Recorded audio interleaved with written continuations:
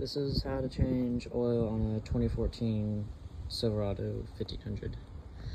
First you're going to need 2 ramps or a jack to jack the truck up. And then this truck takes 8 quarts of oil. I've got 1 full one and then 2 other ones that are half full. So equal up to 8 quarts. And then you're going to need an oil filter that fits your car. I'm going to go ahead and put the truck on the ramps real quick.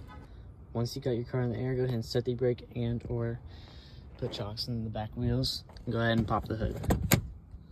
Before you start your oil change, you want to go ahead and open the hood and find the oil cap and take it off.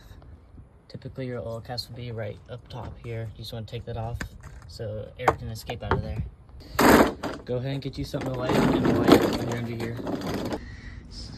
It's always good to run the cars before you do oil change. It makes the oil a lot thinner so you can get all the oil out when you're doing the change. And then go ahead and get you a pan and then get the right size wrench or socket and break the bolt loose. Once you get your bolt broken loose, be very careful now because this oil is going to be hot. At least for me it is. Once you get your bolt broken loose, you got to be very careful. This oil is real hot. You want to make sure you get your oil pan lined up so you don't make a spill. You should do it real quick. And the bolt will drop, and your oil will come out.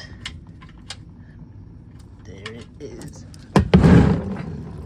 Once the oil is down to a drip, you're going to want to get an oil filter wrench, or you might be able to use your hand. You should be able to use your hand because these aren't supposed to be real tight, but this one's hot, so I'm going to go ahead and use the oil filter wrench.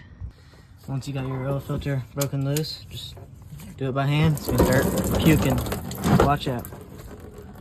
Now you're just going to keep spinning the filter off like you did with the bolt until it drops. Just be careful, it's gonna splash.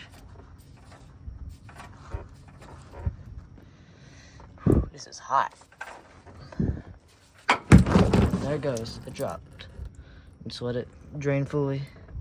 Then you can put the plug back in. With the oil filters, make sure that black O-ring comes off with it. Make sure it's not stuck up in there, because if you leave 2 O-rings on there, it's gonna leak. And when you tighten the bolt, don't do it overly tight. Just make it snug. Well, that's good. With the new filter, you want to make sure you put oil around the seal. Or sometimes you can just dip it in the old oil. And then go ahead and screw it on in. Before you go cranking down on that oil filter, go ahead and get a clean glove or take your glove off. Get a nice rag, clean rag. Clean the filter surface off and just hand tighten it. You don't want to crank it down with the filter wrench, you just want to hand tighten.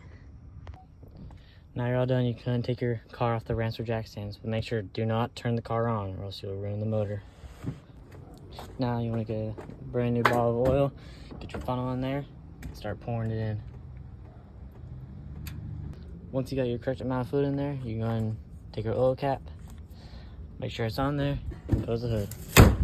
Now that's all done, you can go ahead and start it, make sure it still runs. And don't forget to go in your car and reset your oil life 100%.